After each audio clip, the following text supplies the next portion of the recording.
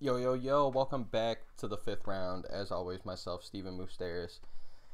Man, I just spent the last couple minutes, whatever, breaking down the Edson Barbosa fight and the Jacare Souza fight at UFC 262. And before I get into the title fight and whatnot, I just wanted to dive into like my personal favorite story, or I shouldn't say favorite, but the biggest story for me coming out of UFC 262. Which, if you're an MMA fan, I think you're definitely feeling this way, but it was the Tony Ferguson Beneil Dariush fight. And before I even get into this, I at least wanted to shout out Beneil Dariush for a pretty solid performance. Definitely wasn't the I sit here and say it now, it's tough to say because it's like it wasn't the most impressive performance, I should say. But at the end of the day, I mean, still, if Beneil was fighting any other person and he had that heel hook on, like, that person's tapping. So the dude would have finished the fight, and I don't want to sit here and knock him that he wasn't trying to finish the fight that hard. But after that knee bar, or after the little heel hook, there was no chance that he was even trying to finish the fight, at least from what I was seeing. And it's why he got booed at the end. And I wasn't against the booing. I hate to see our fighters get booed because it's like, dude, you just put on a classic performance, beat the shit out of the crowd favorite, which is why you're getting booed. But it's just so fucking tough because we're talking about Tony Ferguson. Like, I love all the Tony Ferguson's the type of guy memes out there. Like, I love every single one of them. The comments are amazing. Dude's one of my favorite fighters, and I don't know. It's tough because, like, now he's on a 3-fight skid after being on, like, a fucking 14-fight, 13-fight win streak over like 10 years. Like, dude was ridiculous, taking out everybody. And it's like, yeah, you look at the Justin Gaethje fight, at least he knocked him down at the end of the second, like had him on Queer Street. If it wasn't for that bell, Tony might have won that fight. But I mean, ultimately gets absolutely destroyed for all 5 rounds on the feet.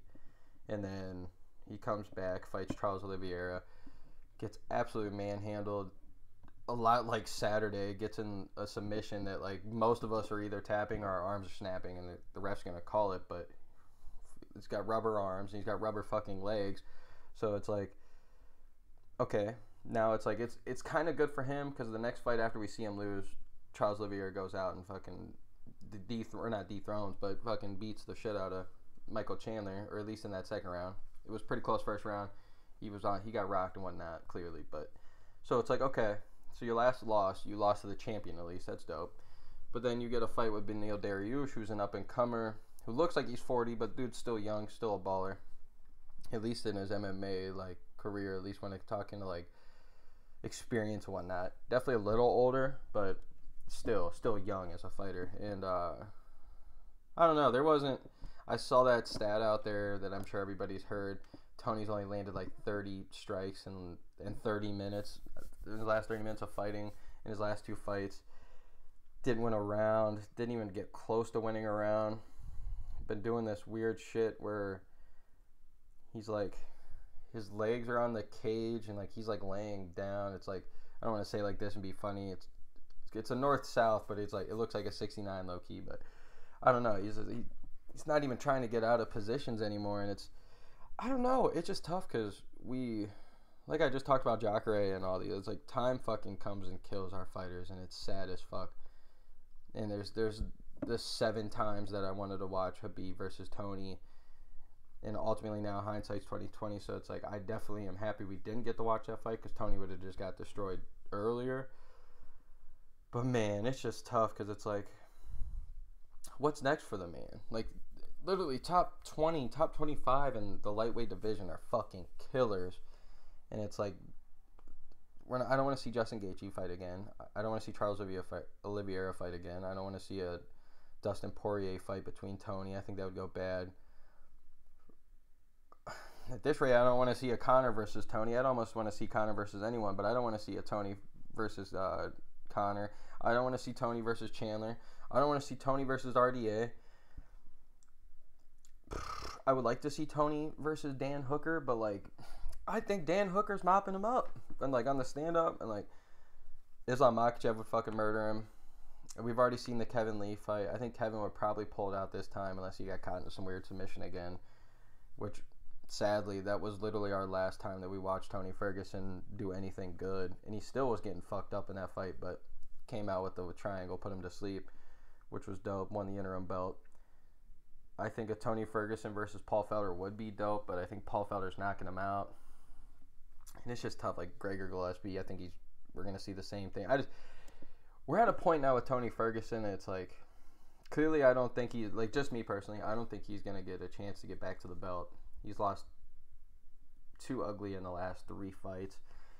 Luckily, one of them was the champion.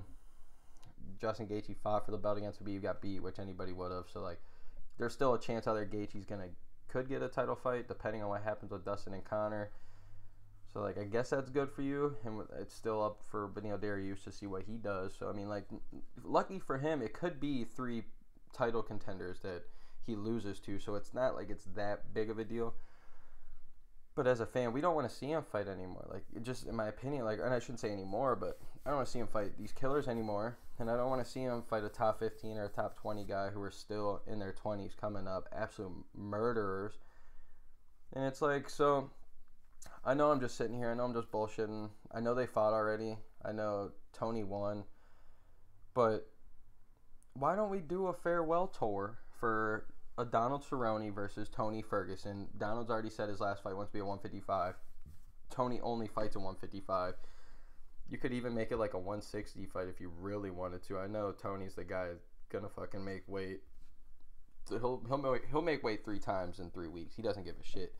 So, which we've seen hurt him before. But I'm not that opposed to a Tony Ferguson Donald Cerrone fight. Loser leaves town. Winner might get one more fight. Or shit, I'd like both of them. If it was a classic, wouldn't be mad at all if both of them lost. Or like both of them would leave, you know, after one of them wins. But I don't know. And then that's sad because like Donald Cerrone, I think, would be down with it. He already knows it's like, it's my time.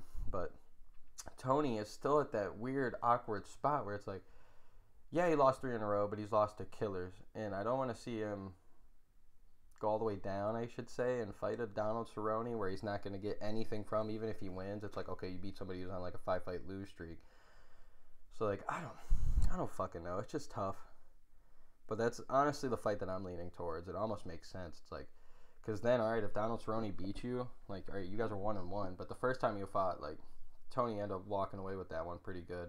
I know Donald like blew his eye, like he had a cut in his eye or something, like went to blow it and he blew up, and they called the fight. So I would love to see that fight go over again. I really would. I think it would be a really good fight, very entertaining for us fans.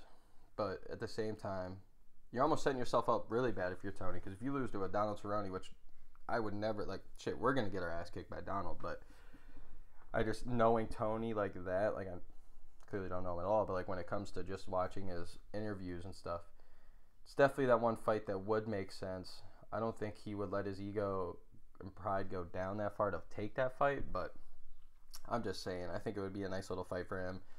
Little farewell tour. I don't see either of them getting back to a title contention, so hopefully I'm wrong, clearly. Hopefully I'm wrong for Tony. We all know Donald's not. Donald's ready to go. I think he's finally admitted it, so I mean, it's tough, but shouts out Beneil Dariush. Sorry to make this whole video about Tony, but still, that was the more upsetting thing, which is the fact that like Tony just didn't bring it. Like, just no urgency at all in that 3rd round. I know he was probably walking on a blown ACL or something. I was trying to look up that stuff today and yesterday, and I just haven't found anything, so we probably won't hear anything out of Tony's camp about that, but I wouldn't be shocked if we don't see him for another year, so, and by then, it's like, I don't even know if I want to see it. Like I said, I don't want to see him fight anybody like that, so, but alright, this has been the 5th round, brought to you by Stephen Moustaris as always, and you guys have a great day.